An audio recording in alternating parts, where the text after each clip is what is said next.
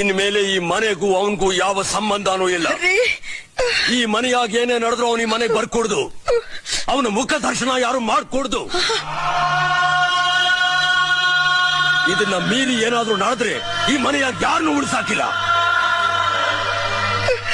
ಅಪ್ಪನ ಮಾತಿಗೆ ಬೆಲೆ ಕೊಡ್ತಿರೋ ಅವನೊಬ್ಬ ಅಪ್ರಯೋಜಕ. ಅವನ ನಂಬ್ಕೊಂಡು ಹೆತ್ತೋರ್ನ ಬಿಟ್ಟು ಬಂದಿರೋ ಇವಳು ಅದೇ ಇವರಿಬ್ರು ಯಾವತ್ತೂ ಉದ್ಧಾರ ಆಗಕ್ಕಿಲ್ಲ. ನೋಡು, ಆ ಪತ್ರದಾಗೆ ಅವನಿಗೆ ಸೇರ್ಬೇಕಾದ ಆಸ್ತಿನೆಲ್ಲ ಬರೆದಿಟ್ಟಿದ್ದೀನಿ. ಅದನ್ನೆಲ್ಲ ತಗೊಂಡು